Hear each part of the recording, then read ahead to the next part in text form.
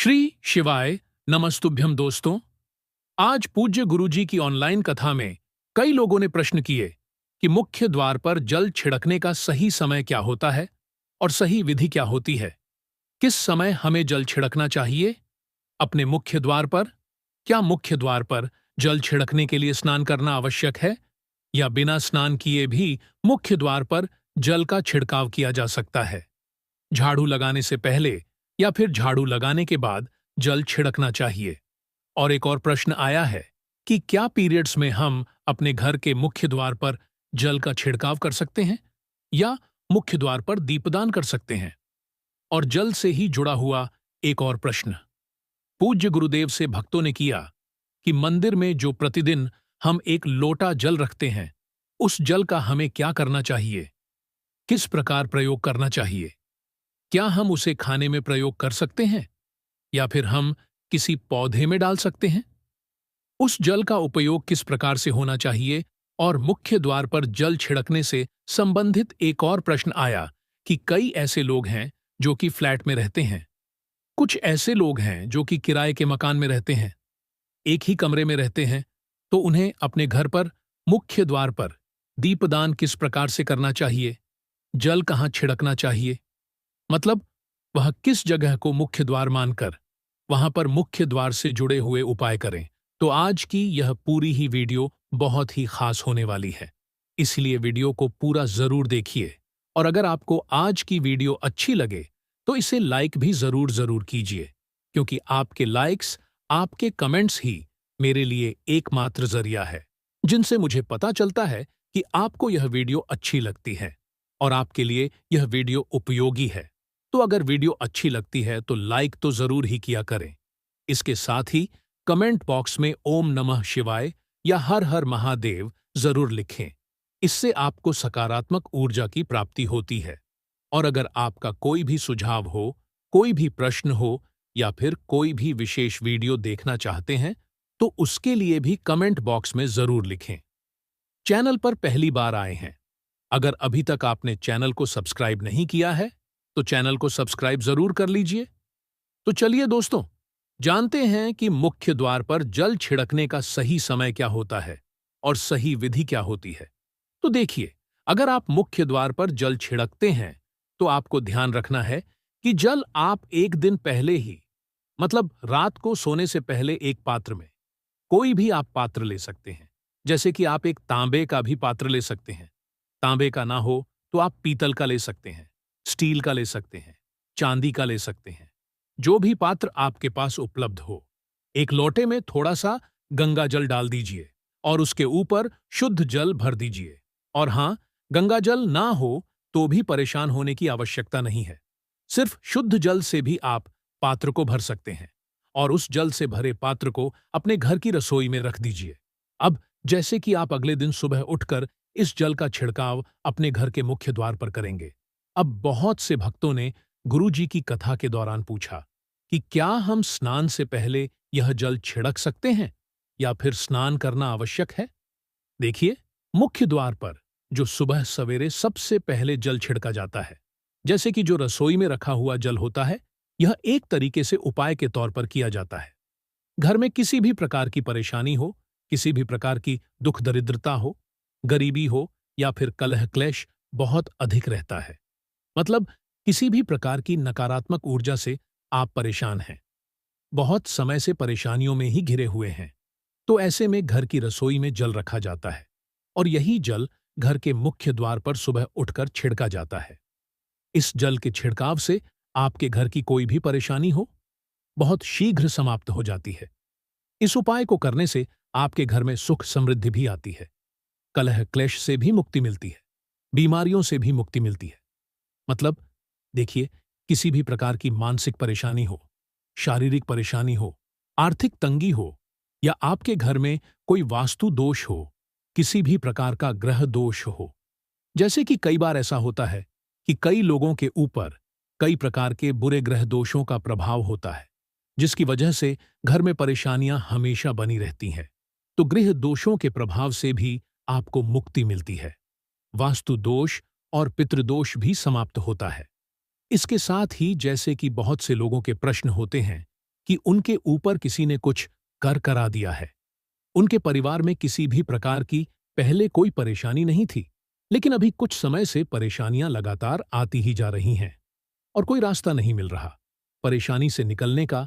तो किसी के भी किए कराए तंत्र मंत्र का प्रभाव हो, किसी की बुरी नजर का प्रभाव हो, तो भी आपके इस उपाय से, मतलब इस एक लोटे जल से, आपकी परेशानी स्वतः ही कुछ दिनों में समाप्त हो जाती है।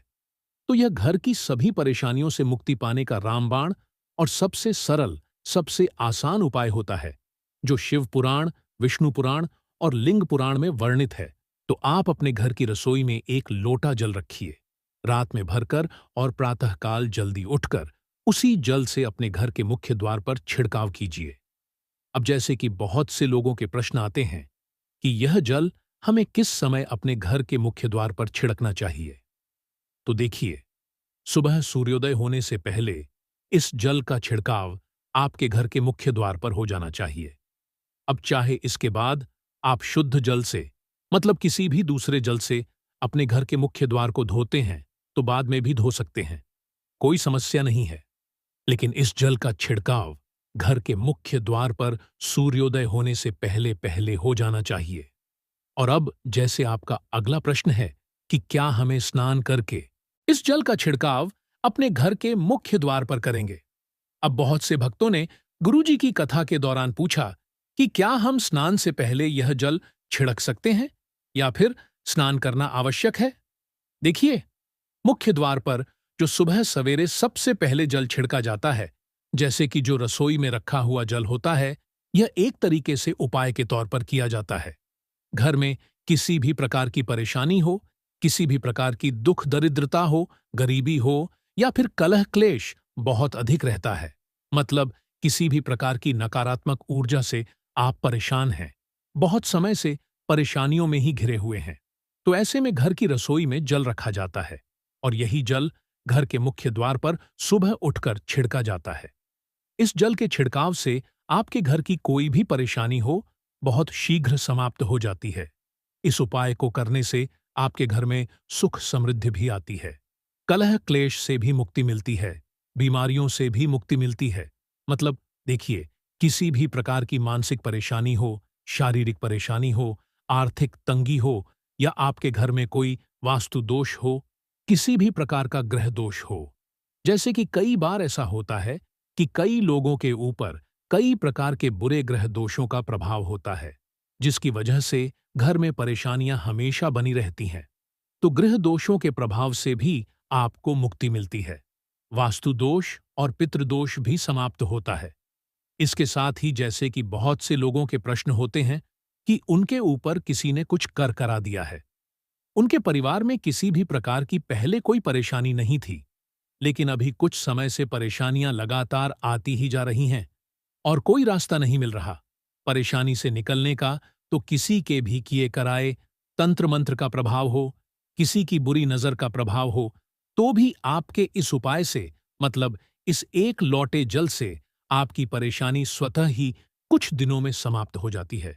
तो यह घर की सभी परेशानियों से मुक्ति पाने का रामबाण और सबसे सरल, सबसे आसान उपाय होता है, जो शिव पुराण, विष्णु पुराण और लिंग पुराण में वर्णित है। तो आप अपने घर की रसोई में एक लोटा जल रखिए, रात में भरकर और प्रातःकाल जल्दी उठकर उसी जल से अपने घर के मुख्य द्वार पर छिड़काव कीजिए।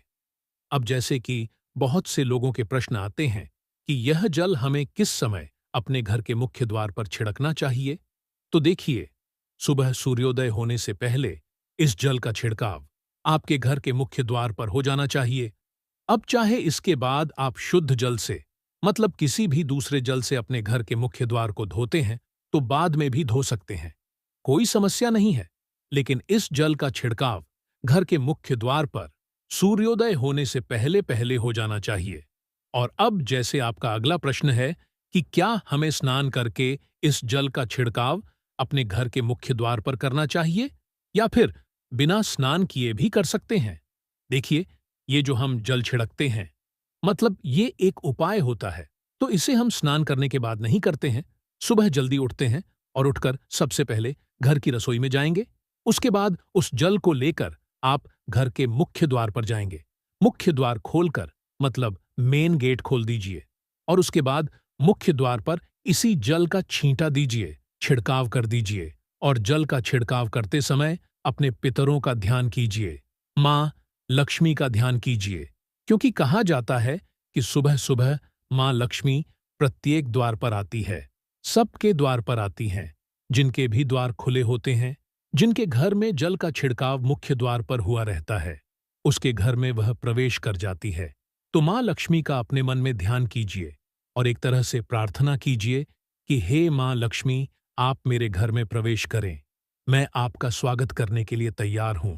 और इसके बाद अपने पितरों का ध्यान कीजिए, क्योंकि हमारे घर की जो दहलीज होती है वहीं पर पितरों का वास माना जाता है। तो जब आप दहलीज पर जल के छींटे देते हैं तो आपके पितृ बहुत तृप्त हो जाते हैं, प्रसन्न हो जाते हैं और उनका आशीर्वाद भी आपको प्राप्त होता है। तो सुबह जो आप जल छिड़कते हैं, इसके लिए स्नान करने की आवश्यकता नहीं है। बिना स्नान किए भी आप यह कार्य कर सकते हैं। और अब आपका अगला प्रश्न है कि क्या झाड़ू लगाने के बाद हमें जल का छिड़काव करना चाहिए या फिर झाड़ू लगाने से पहले भी जल का छिड़काव कर सकते हैं? तो देखिए, सोकर उठने के बाद सबसे पहला कार्य जो आपको करना है वह जल का छिड़काव ही करना है। उसके बाद आप झाड़ू लगा सकते हैं। लेकिन एक चीज का ध्यान रखिए, जब हम सोकर उठते हैं तो सबसे पहले बिस्तर पर बैठे हुए ही अपने दोनों हथेलियों को जोड़कर और दोनों हथेलियों को सामने से जोड़कर पूरी हथेली को देखा जाता है। उसमें मां लक्ष्मी का ध्यान किया जाता है। उसके साथ ही पंच देवताओं का ध्यान किया जाता है। पंच देवता कौन कौन से होते हैं? मां दुर्गा, भगवान शिव, भगवान श्री हरि विष्णु, गणपति गजानन और भगवान सूर्य देवता। पंच देवताओं का ध्यान हम अपने हाथों में ही करते हैं, हथेलियों में ही करते हैं। कराग्रे वसति लक्ष्मी, कर मध्य सरस्वती कर, मूल्य तु गोविंद प्रभाते कर दर्शम। इस मंत्र का उच्चारण आप चाहे तो कर सकते हैं, नहीं करते हैं तो भी कोई बात नहीं। अपने इष्ट देवता का और पंच देवताओं का ध्यान अपनी हथेलियों में कर लीजिए। उसके बाद दोनों हाथ जोड़कर सभी देवी देवताओं को प्रणाम किया जाता है और उसके बाद अपने हाथ से पृथ्वी का स्पर्श करते हैं, धरती को छूकर प्रणाम करते हैं 2 बार या 3 बार। और उसके बाद अपना दाहिना पांव पृथ्वी पर रखते हैं, धरती पर रखते हैं। उसके बाद ही बाकी के जो सभी कार्य होंगे वो उसके बाद ही किए जाएंगे। जल का छिड़काव आप उसके बाद ही करेंगे। मतलब सुबह उठने के बाद सबसे पहले हथेलियों के दर्शन, फिर धरती को प्रणाम कीजिए, फिर धरती पर पैर रखिए और उसके बाद रसोई में जाकर आपको जल लेना है और घर का मुख्य द्वार खोलकर मुख्य द्वार पर जल का छिड़काव करना है। मां लक्ष्मी का और अपने पितरों का ध्यान करना है। उसके बाद आप अपने घर में आ जाएंगे और उसके बाद जो भी आपके रूटीन वर्क होते हैं, मतलब झाड़ू लगाएंगे या फिर आप स्नान करेंगे, ये सभी कार्य उसके बाद किए जाएंगे। और अब जैसे कि कई लोगों के प्रश्न आते हैं कि जब हम जल का छिड़काव करते हैं, क्या उसी समय हम घर के मुख्य द्वार पर झाड़ू लगाकर और पानी डालकर क्या हम मुख्य द्वार की अच्छे से सफाई कर सकते हैं? जी हां, बिल्कुल कर सकते हैं। पहले आप जो रसोई में रखा हुआ जल है, उस जल का छिड़काव कर दीजिए, उसके बाद और भी पानी डालकर। मतलब अगर आपके पास जल और उपलब्ध है, तो और जल लेकर और घर के मुख्य द्वार की अच्छे तरह से झाड़ू से या कैसे भी सफाई कर सकते हैं। और कई लोगों के प्रश्न आए हैं कि हम किसी फ्लैट में रहते हैं या फिर किसी ऐसे कमरे में रहते हैं, किराए के कमरे में, कि हमारे पास एक ही कमरा है, तो हम जल का छिड़काव या फिर दीपदान कहाँ पर करें, किसे हम अपना मुख्य द्वार माने? देखिए, जो आपका अपना कमरा है या फिर जो एफ है आपका, जहां पर आपका नेम प्लेट लगा हुआ है, आप उसी स्थान पर दीपदान करेंगे और उसी स्थान पर आपको जल का छिड़काव करना है। मतलब जहां पर आपका अगर एक ही कमरे का मकान है, तो आपके कमरे का जो दरवाजा है, वहीं पर आपको थोड़ा सा जल छिड़कना है और वहीं पर आप दीपदान भी करेंगे। जो भी मुख्य द्वार से जुड़े हुए उपाय होते हैं, वह आप अपने घर के, मतलब जो अपना कमरा है, उसके बिल्कुल दरवाजे के पास ही करेंगे। और आपका अगला प्रश्न है कि क्या पीरियड्स में हम अपने घर के मुख्य द्वार पर जल का छिड़काव कर सकते हैं, दीपदान कर सकते हैं?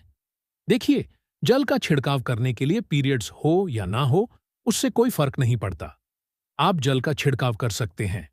रही बात दीपदान की, तो दीपदान देखिए, कार्मिक पूजा में आ जाता है, और कार्मिक पूजा हम बिना शुद्ध हुए नहीं कर सकते हैं।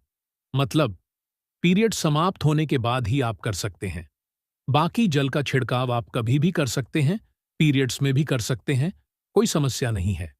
और अब आपका प्रश्न है कि क्या मंदिर में जो हम जल रखते हैं, क्या वो रखना जरूरी है? और अगर हम रखते हैं, तो उस जल का क्या करें? देखिए, मंदिर में जल रखना बहुत आवश्यक है। जल एक ऐसी चीज होती है जिसमें सभी प्रकार की जो एनर्जी होती है ऑब्जर्व हो जाती है। तो जो हम पूजा पाठ करते हैं, मंत्रों का जप करते हैं, या वहां पर प्रार्थना करते हैं, जो भी हमारे अपने मन की कामना भी कहते हैं भगवान से, तो सभी चीजें उस जल में समाहित हो जाती हैं। इसीलिए पूजा करने से पहले घर के मंदिर में एक लोटा जल रखा जाता है, और उसके बाद दीपदान, मतलब एक दीपक प्रज्वलित कर दिया जाता है।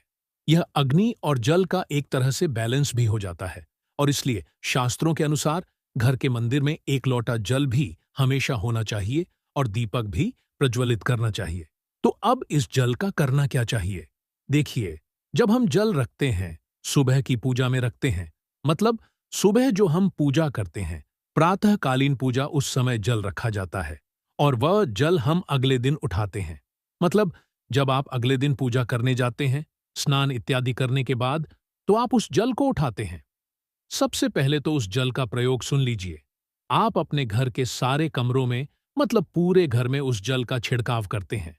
तो इससे आपके घर का शुद्धिकरण हो जाता है, क्योंकि वो बहुत ही पॉजिटिव एनर्जी से भरा हुआ जल होता है। उस जल का छिड़काव करने से कि किसी भी प्रकार की नकारात्मक ऊर्जा का प्रवेश आपके घर में नहीं होता, किसी भी प्रकार की परेशानी आपके घर में हो। अगर आप नियमित तौर पर उस जल का छिड़काव करें अपने घर में, तो निश्चित ही आप परेशानियों से मुक्ति पा जाते हैं, कि ये कराए तंत्र मंत्र के प्रभाव से मुक्ति पा जाते हैं। दूसरा, इसका उपाय आप कर सकते हैं। जैसे कि घर में कोई बीमार है, तो आप इस जल को उस व्यक्ति को पीने के लिए दे सकते हैं। और यह जल इतना पावरफुल होता है कि इस जल को पीने से बड़ी बीमारियों से, मतलब लंबी बीमारियों से भी धीरे धीरे राहत मिलने लग जाती है। कई बार होता है ना कि आप लोगों के प्रश्न आते हैं कि दवाई तो हम कर रहे हैं, लेकिन दवाई हमें लगती ही नहीं है, दवाई का कोई प्रभाव ही देखने को नहीं मिलता। तो ऐसे में अगर उस जल को पीने के लिए रोगी को दिया जाए, तो बहुत शीघ्र दवाइयां काम करने लग जाती हैं।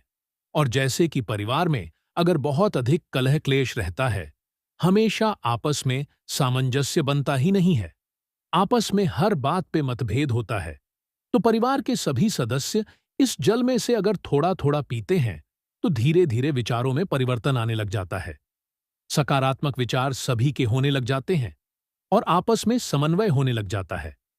परिवार से कलह क्लेश और मतभेद हमेशा के लिए समाप्त हो जाता है। और मंदिर में रखे हुए जल का अगला उपाय क्या है? देखिए, अगर आप कोई दुकान करते हैं, कोई व्यापारिक स्थल है आपका, तो प्रतिदिन इसी जल में से थोड़ा सा जल ले जाकर दुकान पर, व्यापारिक स्थल पर छिड़काव कीजिए। इससे आपका दुकान, आपका काम बहुत अच्छा चलता है। मतलब किसी भी प्रकार की परेशानी आपके व्यापारिक स्थल पर नहीं आती है, क्योंकि जैसा मैंने आपको बताया, यह जो जल होता है बहुत पावरफुल होता है, बहुत पॉजिटिव होता है। तो इस जल का छिड़काव करने से बहुत सारी परेशानियां स्वतः ही समाप्त हो जाती हैं। जैसे अगर आपके दुकान पर किसी की नजर लगी है, बहुत से लोगों के प्रश्न आते हैं कि हमारे काम को किसी ने बांध दिया है, मतलब किसी की बुरी नजर ऐसी लग गई है कि पहले तो दुकान बहुत अच्छी चलती थी, अब नहीं चल रही है, तो आप इस उपाय को कर सकते हैं। निश्चित ही बहुत जल्दी आपको परेशानियों से मुक्ति मिल जाती है, और दिन दुनी रात चौक नहीं, आपके व्यापार में तरक्की होती है। और हां, मंदिर में रखे हुए जल को आप अपने घर की रसोई में खाना बनाने में, पीने में भी प्रयोग कर सकते हैं। लेकिन खाना बनाने में प्रयोग तभी कीजिए जबकि आपके घर में बिल्कुल सात्विक भोजन बनता हो। मतलब लहसुन प्याज अगर आपके घर में बनता हो, तो खाना बनाने में इस जल का प्रयोग नहीं किया जा सकता है। फिर आप इस जल को थोड़ा थोड़ा परिवार के सदस्य मिलकर ग्रहण कर सकते हैं, और बचे हुए जल को आप अपने घर में पौधों में डाल सकते हैं। तो देखिए, ऐसा नहीं है कि मंदिर पर रखा हुआ जल बेकार होता है, किसी काम का नहीं होता है। बहुत सारे उपयोग इस जल के होते हैं। अगर हम सही तरीके से प्रयोग करें तो अपने जीवन की बहुत सारी परेशानियों का समाधान मात्र इस एक लोटे जल से हम कर सकते हैं। तो ध्यान रखिए कि मंत्रों से अभिमंत्रित जल बहुत महत्वपूर्ण होता है, बहुत शक्तिशाली होता है, और हमारे घर के मंदिर पर रखा हुआ जल देवताओं का आशीर्वाद होता है, क्योंकि पूरे समय वह देवताओं के पास होता है। देवी देवता वहां पर रहते हैं, तो उस जल में हर प्रकार की शक्ति समाहित होती है, जो कि सकारात्मक शक्तियां होती हैं। और इस जल का प्रयोग अगर हम सही तरीके से करते हैं, मतलब उसको पीने में करते हैं, खाना बनाने में करते हैं, घर में जल का छिड़काव करने में करते हैं, तो इससे हमारी समस्याओं का समाधान होता है। और अगर कोई भी कार्य नियमित तौर पर, मतलब प्रतिदिन किया जाता है, तो उसका हमें लाभ प्राप्त होता है।